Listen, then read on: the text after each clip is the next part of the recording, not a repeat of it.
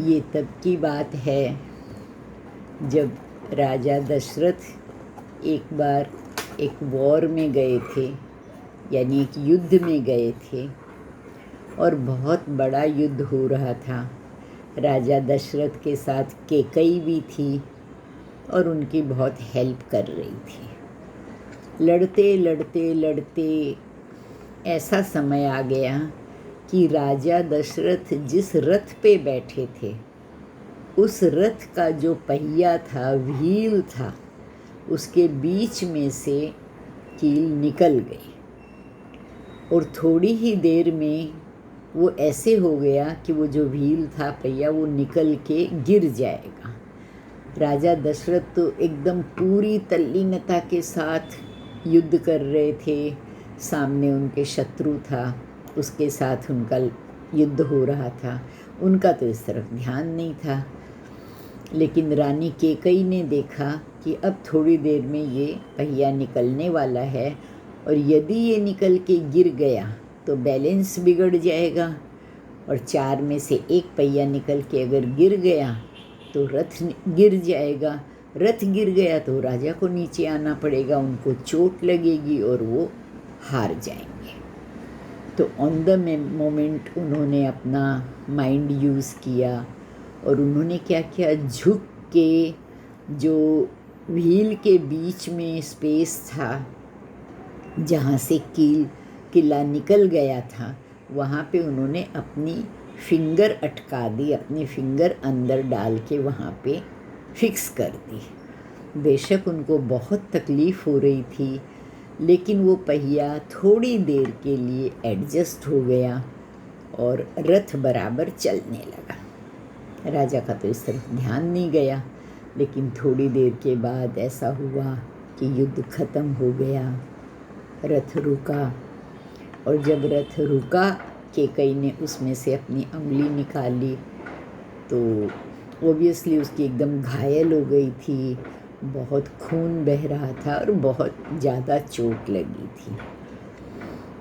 तो राजा देख के एक बार तो एकदम शॉक्ड हो गए कि ये क्या हुआ।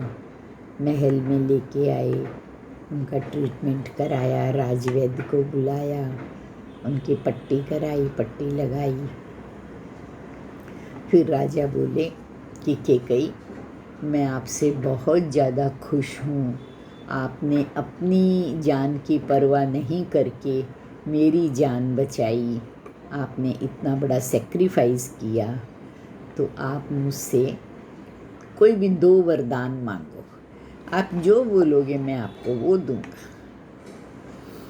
तो रानी बोली, नहीं ऐसी कोई बात नहीं थी, दिस इज़ माई ड्यूटी, ये मेरा फ़र्ज़ था कि ऑन द मोमेंट मैं जो कर सकती थी मैंने किया, और मुझे खुशी है कि उसके कारण आप जीत भी गए, आपने युद्ध भी बराबर कंटिन्यू रखा, मुझे इस बात का बहुत बड़ा सेटिस्फेक्शन है। पर राजा नहीं माने, उनको लग रहा था कि नहीं, कुछ तो मुझे इस चीज़ का पुरस्कार देना चाहिए, इनको ऑनर करना चाहिए, रानी ने मेरी बहुत बड़ी हेल्प की है। तो फिर बोले कि नहीं रानी, आप मेरे से 2 वरदान मांगो। तो कैकई ने कहा कि ठीक है राजा, जब आप इतना बोलते हो तो मेरा ड्यू रखो, आप उधार रखो, जब मुझे कभी ज़रूरत होगी, जब मुझे ऐसे लगेगा कि मुझे कुछ चाहिए तो मैं आपसे मांग लूँगी। राजा बोले ठीक है, आप कभी भी बोलोगे मैं आपको देने के लिए तैयार हूँ। अब देखो, डेस्टिनी में, भाग्य में क्या लिखा था, क्या होना था, हमको नहीं पता रहता है, और जो लिखा होता है वो किस तरह से, किस रूप में सामने आता है, हम कोई नहीं जानते हैं। बहुत समय बीत गया, राजा दशरथ के पुत्र हुए राम, लक्ष्मण, भरत, शत्रुघ्न।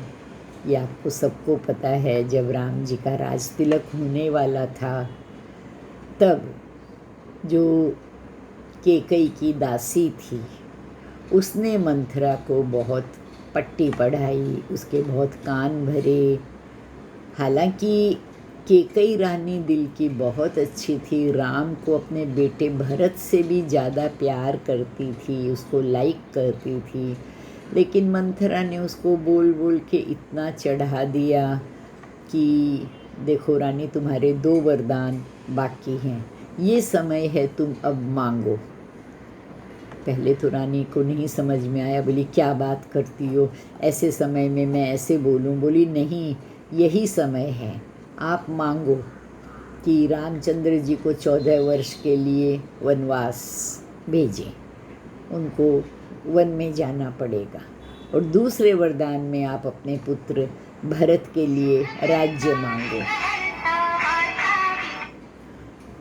तो पहले तो रानी नहीं माने, फिर रानी को भी समझ में आया कि नहीं, ये ठीक है, मैं अपने पुत्र के लिए राज्य मांग सकती हूँ। तो उसने वही किया। जब राजा आए तो एकदम नाराज होके अपने सारे ऑर्नामेंट्स, जेवर सब निकाल दिए। उन दिनों महलों में एक रूम ऐसा होता था जिसको कोप भवन बोलते थे। क्यों बनाया जाता था वो तो वो ही जाने, लेकिन कोई नाराज होता था तो उसमें जाके कोप भवन में बैठ जाता था, फिर दूसरे उनको मना कर लाते थे। कैकेयी ने वही किया, एकदम बाल बिखरा के, सब गहने वहने ऑर्नामेंट सब निकाल के नाराज होके कोप भवन में चली गई। राजा आए, बोले कैकेयी कहाँ है? सबने बताया कि पता नहीं, रानी कैकेयी तो कोप भवन में बैठी हैं। दूसरे दिन राज तिलक होने वाला था। राजा दशरथ गए, बोले क्या बात है रानी, आप कोप भवन में क्यों बैठी हो? बोली नहीं, आपने एक बार बोला था मुझे 2 वरदान मांगने के लिए, आज मैं वो दोनों वरदान आपसे मांगना चाहती हूँ। तो राजा बोले ठीक है, मुझे कोई प्रॉब्लम नहीं है, मैंने कब मना किया, आपको जो चाहिए मांगो, मुझे आज भी याद है और मैंने कहा था मैं अपना फुलफिल करूँगा, मैं अपनी बात से पीछे नहीं हट रहा हूँ, बोलो आपको क्या चाहिए। रानी ने कहा पहले वरदान के रूप में मुझे चाहिए कि रामचंद्र जी का राज तिलक नहीं हो और उन्हें 14 वर्ष के लिए जंगल में भेज दो। राजा शॉक्ड हो गए, ऐसा कैसे रानी, तुम तो इतना प्यार करती हो राम को। बोली मुझे ये सब नहीं पता, आपने मुझे वचन दिया था, प्रॉमिस किया था, आज मैं आपसे आपका प्रॉमिस पूरा करने को बोल रही हूँ। और दूसरे वचन के रूप में मेरे बेटे भरत को राज सिंहासन पे बिठाया जाए, उसको राजा बनाओ। दशरथ जी ने बहुत समझाया कि चलो तुम भरत को राजा बनाओ, भरत का राज तिलक कराओ, पर राम जी को, रामचंद्र जी को तुम क्यों वनवास भेजना चाहती हो, उन्होंने तुम्हारा क्या बिगाड़ा है? बोली नहीं, मुझे कुछ नहीं पता, मुझे तो यही दोनों बात चाहिए, आपने वचन दिया था और रघुकुल रीत सदा चली आई, प्राण जाए पर वचन न जाई।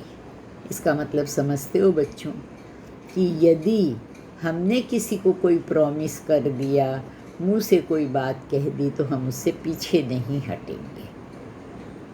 राजा ने बहुत कोशिश की मनाने की, लेकिन कैकेयी रानी नहीं मानी।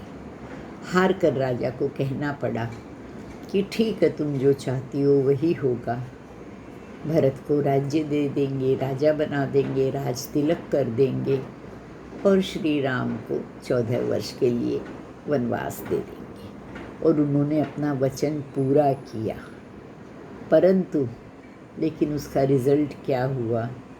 जैसे राम जी अयोध्या से निकले, दशरथ जी वो नहीं सहन कर सके और उनकी डेथ हो गई, उन्होंने अपने प्राण छोड़ दिए। और आगे की स्टोरी तो सबको पता है कि उसके कारण पूरा अयोध्या राज्य अपसेट हो गया, तितर बितर हो गया, तहस नहस हो गया।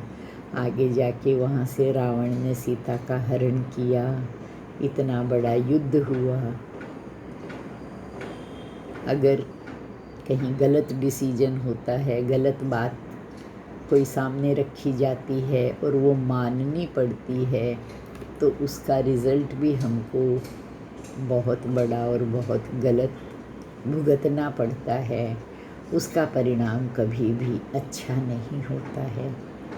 इसलिए हमको कभी कोई बात करनी हो, बड़ी सोच समझ के करनी चाहिए। किसी से प्रॉमिस भी करना हो तो सोच समझ के करना चाहिए, कि कभी कभी छोटी सी बात का भी रिज़ल्ट बहुत भयंकर, बहुत बुरा, बहुत बड़ा होता है। इसलिए हमेशा जब कोई बात कहो, बड़ा समझ कर, सोच कर।